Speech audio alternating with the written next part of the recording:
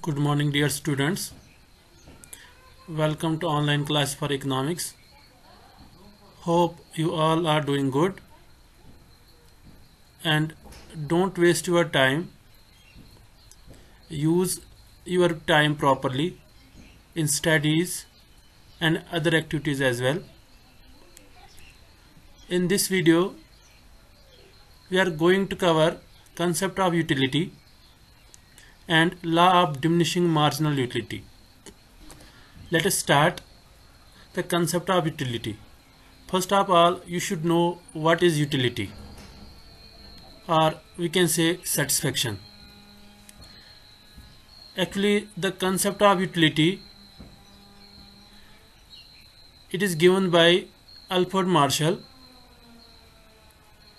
and utility refers to the want satisfying power of a commodity. Actually, when we consume goods and services, when we consume commodities, we consume only those commodities which satisfy our wants. So, only those commodities have value which satisfy wants of the people. So, we can say here that utility is the satisfaction derived by a consumer from the consumption of a commodity, and it differs from person to person, time to time, place to place. How we can measure this utility? Is there any measuring rod to measure the utility, or is it a quantitative concept or qualitative concept? Now, regarding the measurement of utility, there are two approaches. One is known as cardinal approach, another is known as ordinal approach. This cardinal approach is given by Alfred Marshall, and as per the cardinal approach, utility can be measured in cardinal numbers, and the standard unit of measurement of utility is known as util. So this was a concept given by Marshall, and we can say that utility is quantitative variable. That means we can measure it in terms of numbers. But when we talk about the ordinal approach, the supporters of ordinal approach criticized the Marshallian approach of utility, and this approach was given by Allen and Hicks, R.J.D. Allen and J.R. Hicks. As per this approach, utility cannot be measured in terms of numbers, so that it is not a quantitative thing. We cannot measure the utility, but we can prefer or we can rank high or low. Let us have an example. As per the ordinalists or ordinal approach, we cannot measure that cup of tea is giving us say 10 utils of satisfaction, and cup of coffee is providing only 8 units of satisfaction, 8 utils of satisfaction. But we can say cup of tea is providing more satisfaction as compared to cup of coffee. So when we say that 10 utils by cup of tea and 8 utils by cup of coffee, then it is cardinal approach. And when we say that a cup of tea is providing more satisfaction as compared to cup of coffee, then it is ordinal approach. Now, the concept of utility, we are having total utility and marginal utility. What is total utility and what is marginal utility? When a consumer consumes goods and services, say let us take an example of say apple or orange or any other commodity. Say if a consumer consumes 5 oranges or 5 apples or 5 bananas or 2 cup of tea or any other commodity, So if a consumer is consuming number of units of a commodity, the utility derived from all the units of a commodity is known as total utility. So total utility is the sum of all the utilities that a consumer derives from consumption of a certain amount of a commodity, and that certain amount includes the number of units. Mathematically, you can see on your screen total utility of n units. This n may be 2, 3, 4, 5, 6, 7, 8, any number. It is equal to marginal utility of first unit plus marginal utility of second unit up to marginal utility of nth unit. Now what is marginal utility? Here we can calculate total utility by adding marginal utilities, but first of all we should know what is marginal utility. Marginal utility is the addition in total utility when a consumer consumes one more unit of commodity. So we can say it is the utility of an additional unit of commodity. And how we can calculate marginal utility is total marginal utility of nth unit. It is equal to total utility of n minus total utility of n minus 1 units. Or we can say marginal utility is change in total utility divided by change in units of x. So here marginal utility and total utility, these are the concepts of utility that we should know. What is total utility and what is marginal utility? As I already told you, whenever you listen the word marginal in microeconomics, it means for additional unit. Let's move forward.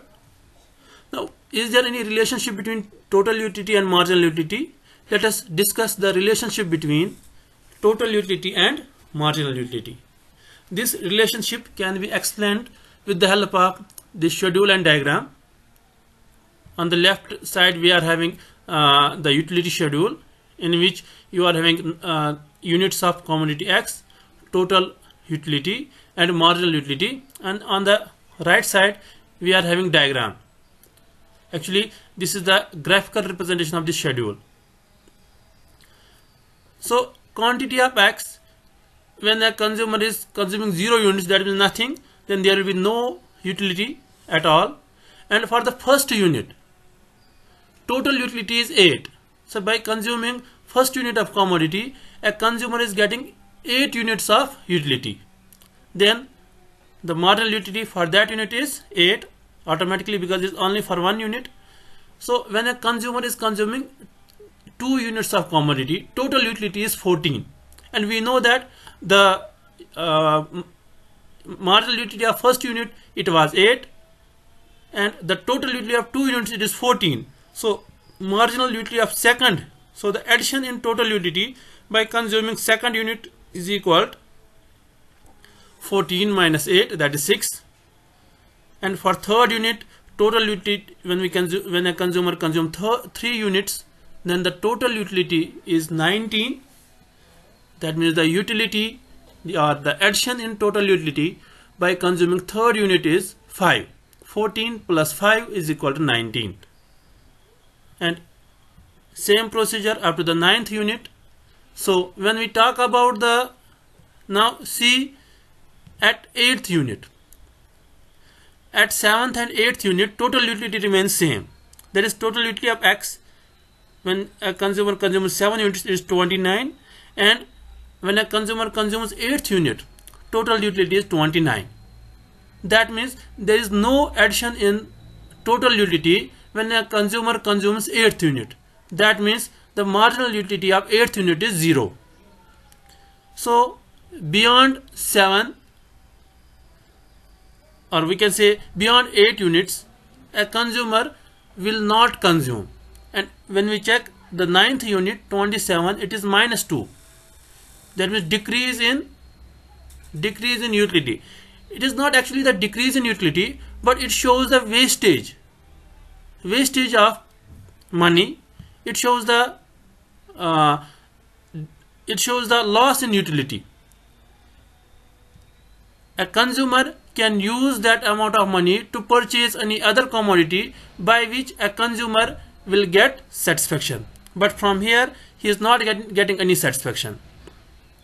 So same is the case with the right side diagrammatic presentation. You can check total utility, it is increasing but at decreasing rate, reached to maximum at 7th unit, at the 8th unit total utility is maximum, and at that time marginal utility is 0, and 9th unit marginal utility is negative, that is -2, and total utility is 27, so that means it starts declining. So the relationship total utility is equal to summation of marginal utilities, and as long as total utility is increasing, no doubt total utility is increasing at decreasing rate. What does that mean? That means for the first unit increase is 8, for the second it is 6, for the third it is 5, for fourth unit it is 4, for fifth unit it is 3, and for sixth unit it is 2, and for seventh unit it is 1. So it is increasing but at decreasing rate, and as long as TU is increasing, marginal utility is positive, and when TU is maximum, marginal utility is 0. And look at units, 8 units of or 8th unit of commodity, total utility is 29, and at that time marginal utility is 0. When TU curve is falling, marginal utility curve becomes negative. That means when TU starts declining, marginal utility becomes negative. The falling marginal utility curve shows the law of diminishing marginal utility, and this curve shows law of diminishing marginal utility. That means when a consumer consumes more and more units of a commodity, more and more successive units of a commodity, the utility derived or the satisfaction derived from every additional unit declines. You can check the marginal utility of X column. It is 8, 6, 5, 4, 3, 2, 1, 0, -2. That is, it is declining. Let's move forward. Law of diminishing marginal utility. This law states that as a consumer consumes more and more units of a commodity, marginal utility derived from each successive unit declines. Why so? What is the reason? And this law can be explained with the help of the schedule and diagram given. Units of apple consumed 1, 2, 3, 4, 5. You can see on your screen the schedule. Marginal utility from apple, that is utility derived by an additional unit. For the first unit it is 10, for second unit it is 8, for third unit it is 6, for fourth unit it is 4, and for fifth unit it is 2. And total utility, it is summation of marginal utilities.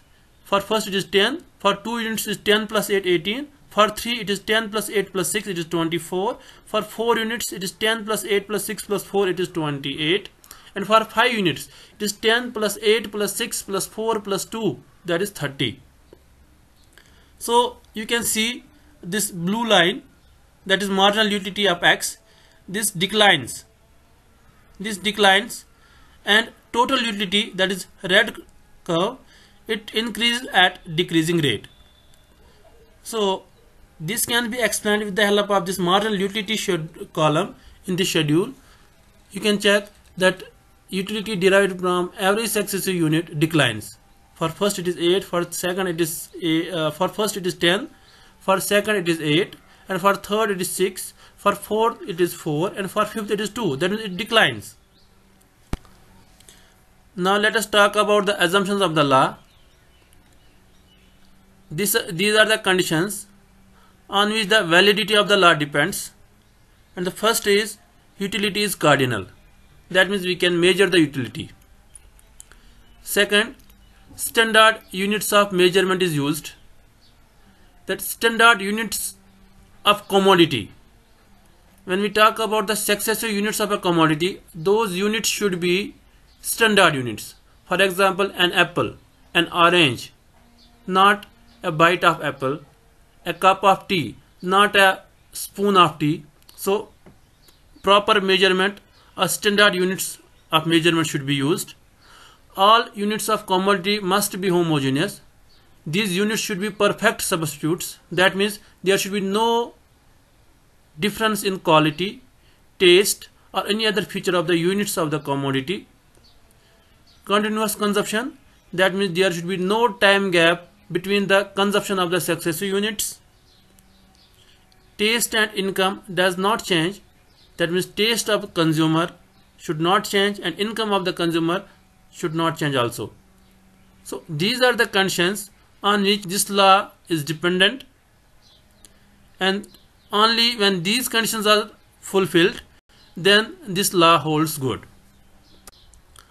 Thank you. Have a nice day ahead.